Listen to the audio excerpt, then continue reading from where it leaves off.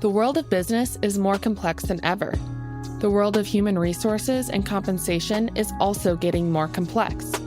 Welcome to the HR Data Labs podcast, your direct source for the latest trends from experts inside and outside the world of human resources. Listen as we explore the impact that compensation strategy, data, and people analytics can have on your organization. This podcast is sponsored by Salary.com, your source for data, technology, and consulting for compensation and beyond. Now, here are your hosts, David Turetsky and Dwight Brown. Hello and welcome to the HR Data Labs podcast. I'm your host, David Turetsky. We are here at the 2024 HR Technology Conference in beautiful Mandalay Bay Exposition Center in Las Vegas, Nevada. And I'm here with one of my good friends, Susan Richards. Susan, how are you? Hey, David, how you doing? I'm tired, but I'm good. It's been a very long show already. And we're only 24 hours in. Yes, I know. Well, but it ends tomorrow from the exhibition perspective, so True. It's a little bit of a bummer. But yeah, to me, it's really more than halfway over. Yeah, so we're packing in a lot in a short amount of time. Oh, and it's a breakneck pace. It's really fast. Absolutely. So, as you know, because you've been a guest on the show before, we always ask, what's one fun thing that no one knows about Susan? Oh, so somebody asked me what my spirit animal was about a week ago, and I didn't have an answer for them. But I now have an answer for that question. And? My spirit animal is an octopus. Really? Yes. Yes. Okay, so there's a lot of things to unpack here, but let's start with, is it because multitasking and... Well, I think a lot of it has to do with how an octopus is able to adapt to just about anything. They're problem solvers. Okay. They can make anything work the way they need it to. Interesting. They can adapt to whatever the environment is that they're in. That's right. And I spent about 30 minutes over the weekend observing the octopus at the Monterey Aquarium. Really? Yes.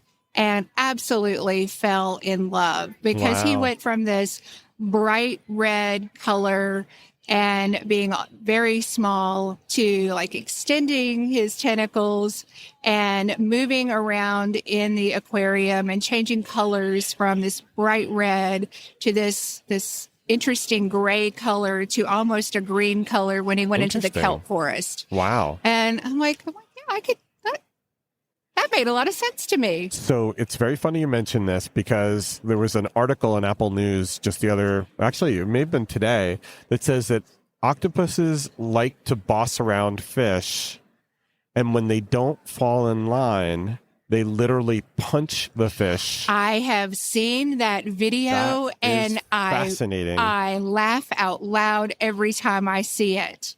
Fascinating. Absolutely fascinating. But you still align with the octopus? Well, I don't think I've punched anybody recently, but I do like to tell people what to do. Well, you are the boss for Sapient Insights, so one of the bosses. One of the bosses, yes. One of the bosses. So you do get to do that. I do. But not the punch part. No, I'm not going to punch anybody unless they make me really mad.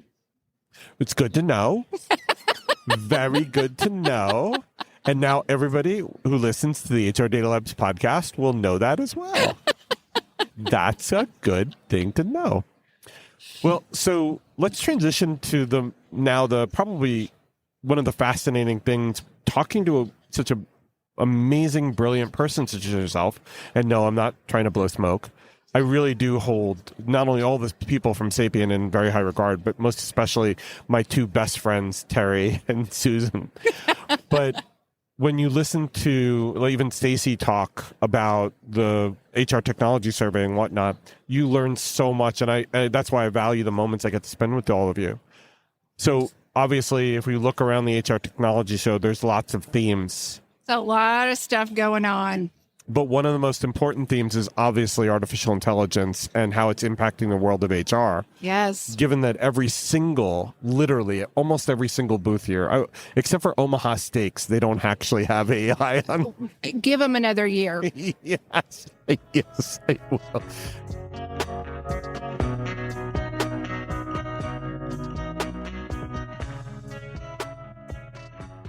So the question that we wanted to ask, though, was the one that we have here, which says, how has HR tech evolved and transitioned really in the last year and a half?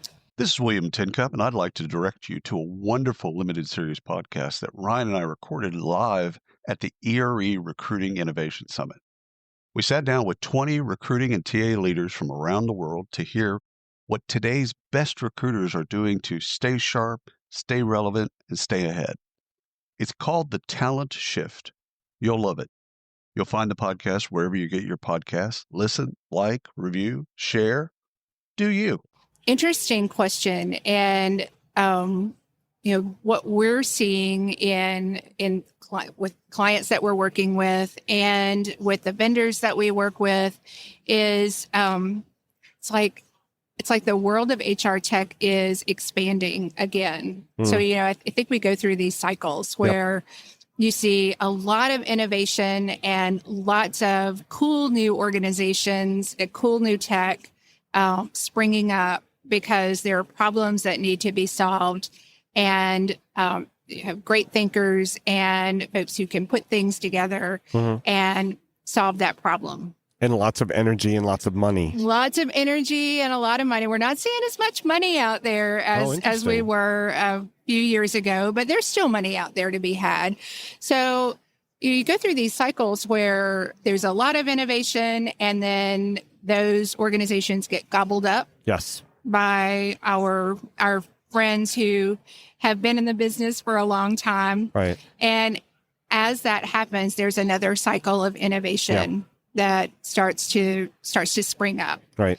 And so what I have seen in the last year is more of that innovation around anything that is AI. Yeah. And an energy around things that in the past have been like human centric, and starting to see some of those things get automated or augmented. Seeing a lot of energy around like coaching. So, BetterUp was one of the first online coaching platforms. We're now starting to see organizations like Cloverleaf and Hutrix spring up where they're assessment platforms, and then using that data to nudge the client along to make behavior changes. So I'm really excited about this particular area.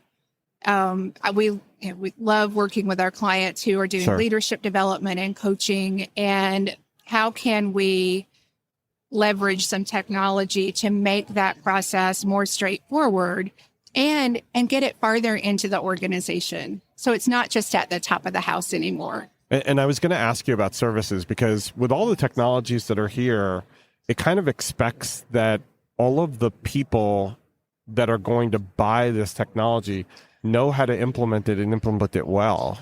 And it's not necessarily the case. And I'm talking more about the consumer side of that. Yeah. You know, the company that buys the technology more than the company that is hiring to implement it, and the companies that are selling it.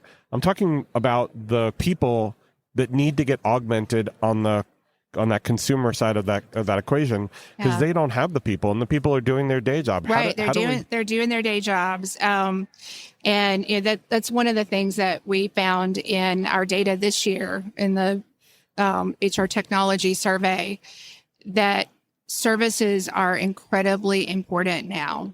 That customer satisfaction level has gone down significantly. And it's not that the technology isn't performing. It's that the services around the technology are not meeting the needs of the client. More than ever, the client is expected to do way more with way less. Right. And that's headcount, and that's also budget. Right. And services are expensive. And if you've spent millions of dollars on the technology, you oftentimes are not thinking about how many more hundreds of thousands of dollars do I need to spend on the services. Yeah. And that's the hole that I find in a lot of ROI analyses, that they're not doing that extra step to make sure that they're ready and that they have all of the important either insight or they have all the important basically experience to be able to make it work inside their environment. Right. And we have to be really careful because, our salespeople, and I love salespeople, they're one of the value propositions that a lot of our software salespeople bring to the table is you're going to be able to do more with less. Right.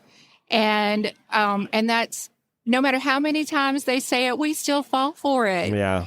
And the reality is you can do the same with less, but when it comes, when push comes to shove, you're going to be expected to do more. Absolutely. And as your clients or as your users learn more about the technology that you're deploying, there's going to be a pull for more. Right. So the more you do, the more you implement, the more you roll out, the more you're going to be expected to do. And it happens every single time. Well, we fall for it. And it's the really great salespeople, their pitches.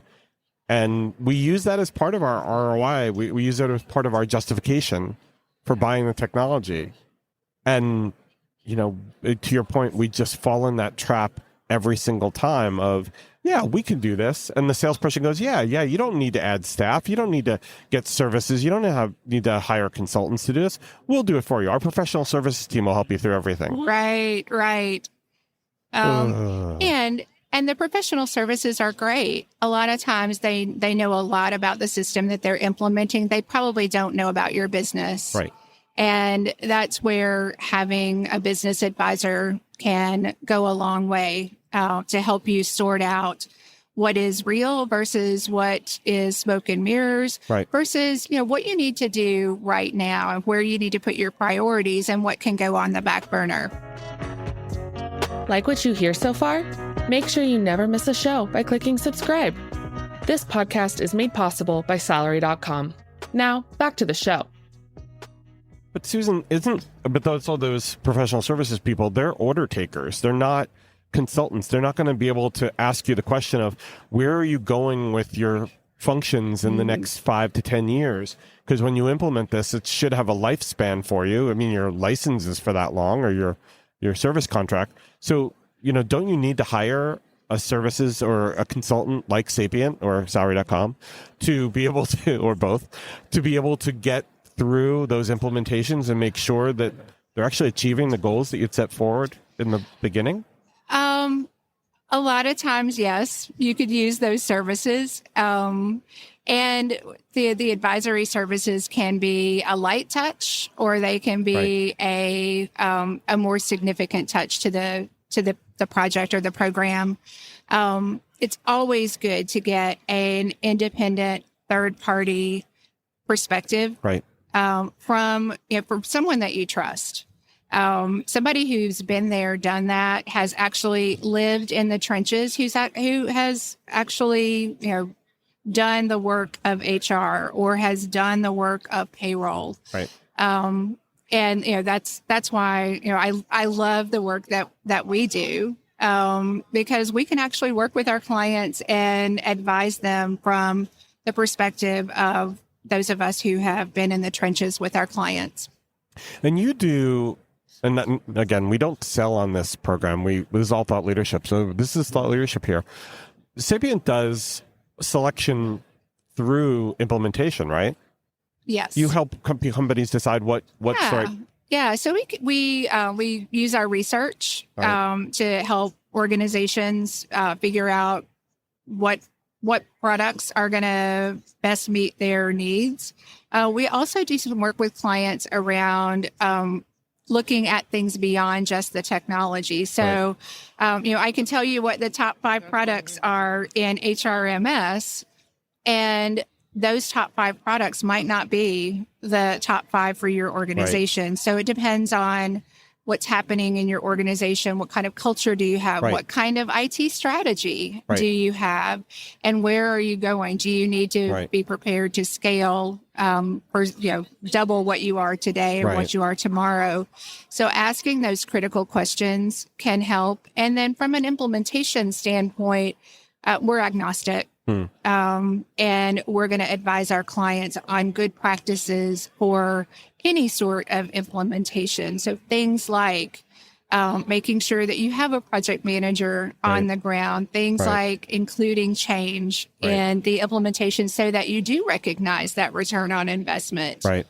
And also looking at your processes. So many times I've been in engagements where the implementer says, "How do you want this to look?" Right. And the person on the other end of that conversation only knows what it looked like in the last situation versus what would be great and what would take them forward into the next iteration. Right. It's like taking the paper form from the personnel action change form and actually putting it into the system instead of saying, well, what's the possibility here? What could we do?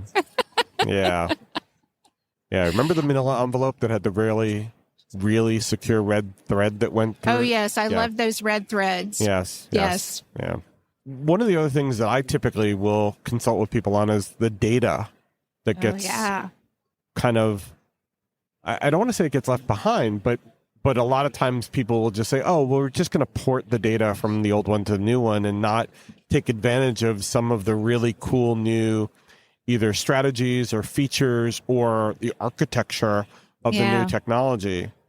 Like, was the old one a flat hierarchy, and now can you do more of a stratified hierarchy? Can you do more matrix hierarchies as well? Right. Because that's kind of a newer thing for systems to be able to accommodate. But, a lot of times they just say, no, we're just going to take it from there to there, and then we'll get to that eventually. And it never happens. No, you never get to it. So you get in your new system exactly what you had in your old system. And I'll tell you, that's one of the things that is being uncovered in the move to artificial intelligence is if my data is garbage, then whatever model it is that I'm training is going to give me garbage. Absolutely. So, for those organizations who are heading into the AI pool, get your data in order and take a look at what you have in your system and ask the questions, does this really make sense? Does the way my data is organized meet the needs of my business? And not just HR, but my real clients, who are those managers and those frontline employees that are doing the great work of our organization. And dying for answers. And think about the crap that they're going to get if that data doesn't support the answers that they require. Oh, my goodness. That would be awful. That would be absolutely awful. And for those of you who don't or haven't heard the program before, we talk a lot about bad data. And it's unfortunate that hygiene isn't part of the normal data hygiene isn't part of how people run their HRMSs, but we sing it from the mountaintops as much as we can. Yeah, we launched a cohort recently for HR system strategy, and are working with a lot of HR technology managers, leaders, folks who are in the trenches. And one of the first things that we talk to them about is making sure that they have good data. They understand their data. They understand where it's coming from. They understand how it's being used. They understand where it's going downstream. Yeah. And really map that data out and clean up what's not good. Right. Because if you do that, then it's going to give you a lot of the information about your current state and also going to inform where your gaps are that you need to fill in order to get to that future state. I know it sounds like a onerous process, but we like to talk about that in terms of data governance. Yes. And being able to build a good data governance strategy and have owners of data and be stewards of the data. Yes. So that the recruiters, while they know they own the recruiting process, somebody in the recruiting stream needs to be a good steward of the recruiting data. Yeah. And so forth. And, and if you are a client that is on the front end of an implementation or a re-implementation or an upgrade, it's a great time. Absolutely. To take a look at your data. And if you don't have a data governance solution in place, go ahead and build one. They're not that hard. They're not that hard to build. They are hard to adhere to. Yes. But I'll tell you, I was with a client last week, one of my old clients that I hadn't seen in years. They went live with a new platform about 10 years ago. They implemented data governance when they went live. Good. And they have maintained it That's over excellent. 10 years. And so it's no longer a question of if they do it. It's who do I need to transition this to when I move into my next role? And it's not perfect, but it works a heck of a lot better than it did when they started. It takes so much discipline. But it takes so much pressure off and gives you so much more credibility and Absolutely. confidence. So when my board comes to me and says, what do you mean we need to do an across the board, 6% increase in order to get to market? I can back that up with not only the market data, but the data that we have inside, and Right. I can stand behind it Right. in a way that I might not have been. Because you have confidence that the things that you've been doing support not only the data, not only the decisions, but that everybody understands that because they all are signatories to that data governance. Right. They all have a hand in it. Exactly. Trust. I think that builds trust. Yeah. Right? Yeah. And that trust goes across a lot of different areas, not just within HR, but throughout the business. Hey, are you listening to this and thinking to yourself, man, I wish I could talk to David about this? Well, you're in luck. We have a special offer for listeners of the HR Data Labs podcast. A free half-hour call with me about any of the topics we cover on the podcast or whatever is on your mind. Go to salary.com/HRDL consulting to schedule your free 30-minute call today. And so this is a beautiful part where we can now transition and talk about how does HR utilize artificial intelligence to become more of an administrative assistant. And, we can talk about agents, we can talk about bots, we can talk about other things, because now that you have trust in your data and you ask it certain things, it'll do it because the data is there and it's ready. Right. And you don't have to go behind the agent and verify that all of that data is correct because you know that it went in the right way. You've trained the model in the right way. You've Right. utilized all of those years of experience that you've gained in the organization and knowing what kinds of questions that your employees ask. So you're able to have a lot more confidence in transitioning that what was tier 1 now to tier 0, really freeing up the time of the HR team to deal with all of those new questions that are coming in from the organization and the higher level inquiries that now that we have good data, now that we have good systems, and now that we've exposed the organization to all the great things that we have to offer, the organization comes to us and looks to us to be that business partner to help them solve problems. Absolutely.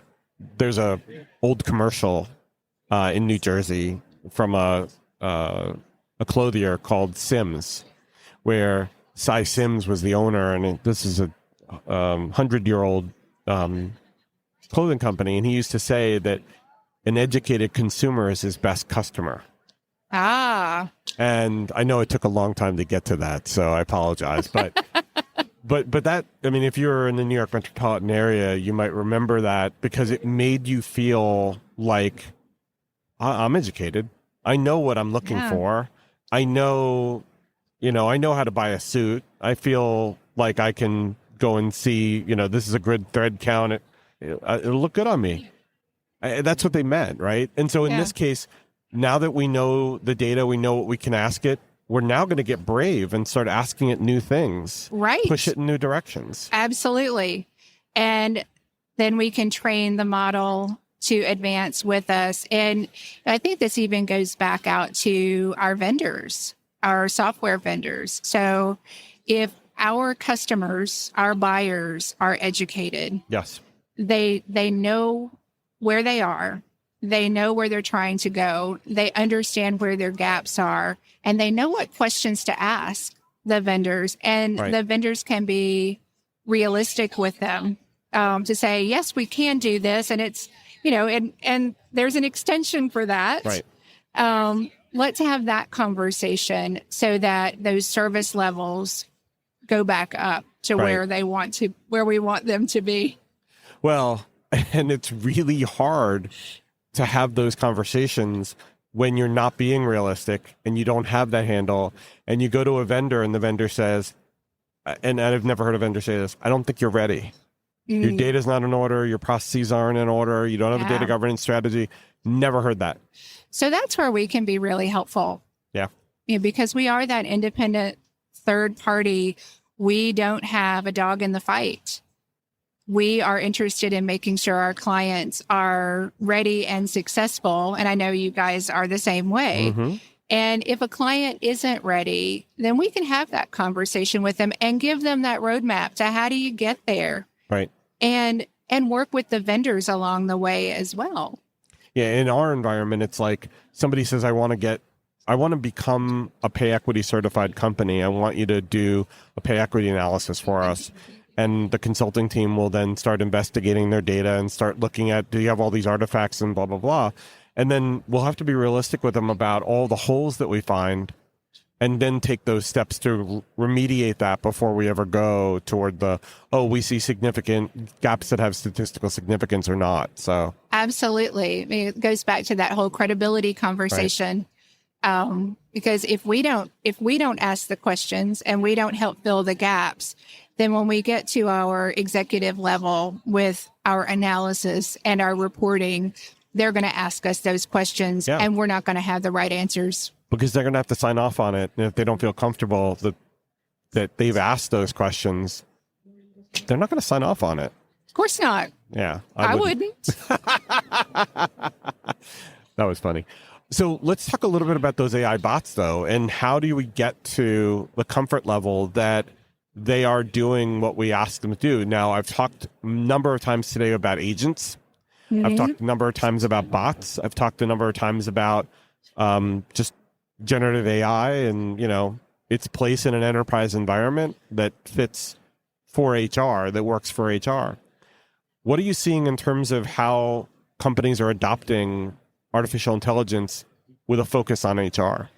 There's a lot of AI already embedded in HR.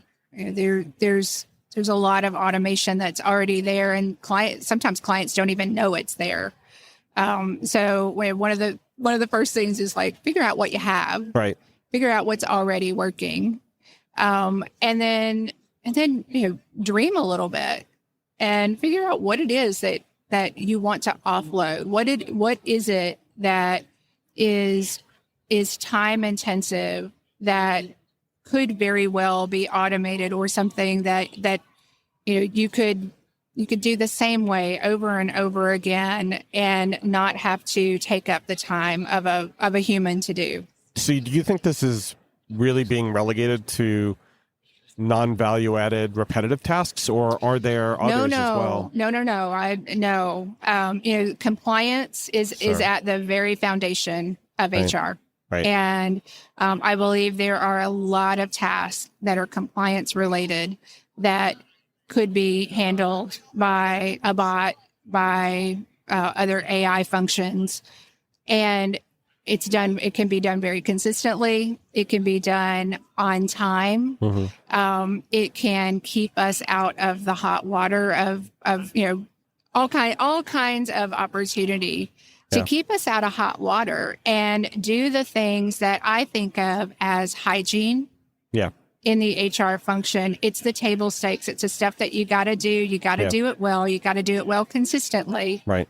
Because when you screw it up, invariably it's going to get caught and you're going to end up in a situation where you're paying a fine or somebody gets fired. Yeah, I'm thinking the use case in my mind right away, because I'm a comp dude, is like minimum wage audit and making sure that the effective rate of pay for each person in every municipality around the U.S., for example, is, meeting minimum wage requirements or, that's one easy one. But, I'm sure that everybody who's listening is thinking, I have a better one. There's another example in my mind. But Susan, let's talk a little bit about that assistant, the AI assistant that could fill in a lot of gaps that we've been dealing with, like, for example, for recruiters and being able to schedule interviews and scheduling interviews, making sure that calendars are up to date and are cleared, grouping candidates into cohorts for panel interviews, all kinds of opportunities there. I don't want my bot screening my resumes, but I would be okay with them doing scheduling. Yeah. I would be okay with them making sure that all the questions that we needed to have answered were captured and prepared. Transcribed. Yeah, absolutely. All the things that I wouldn't have to worry about bias being introduced into. Sure. I always want to be really careful about training our AI with the bias that we have as humans. That's another thing I worry about in our data, that a lot of decisions in the past have been so biased that, especially from a pay equity perspective or, hiring or promotions, I worry that it's going to use the past as a, precursor for the future. Right. And, way to do that is do the research. Take advantage of all of the the opportunities that are out there to learn more about pay equity. Let's don't repeat the past. Yeah, well, humans are really crap about repeating things from the past. So we are, but hope springs eternal. It really does. Well, and let's hope that when we start talking about the artificial intelligence world, that we're not just replacing people because they're a cost. We're giving people the tools to be able to do more, like you were describing before, value-added activities that enable them to do more better. Absolutely. I have a lot of faith in the next generation. I think they're very creative, and I think they are going to come up with things that we would have never dreamed of. I hope you're right. I am. Well, you're the one who kind of helps set how companies are going to be using this. So hopefully they're listening to you, especially on this podcast.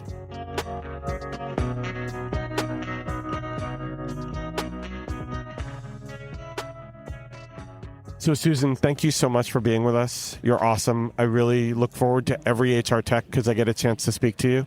I love hanging out with you, David. You always make me think. And you always make me learn. So thank you for that. And no, I really appreciate it. We make a good pair. Yes, we do. And we should get together more often then. I think we should. All right. I'm going to hold you to that. All right. Thank you again. Thanks, David. Take care and stay safe. That was the HR Data Labs podcast. If you liked the episode, please subscribe. And if you know anyone that might like to hear it, please send it their way. Thank you for joining us this week, and stay tuned for our next episode. Stay safe.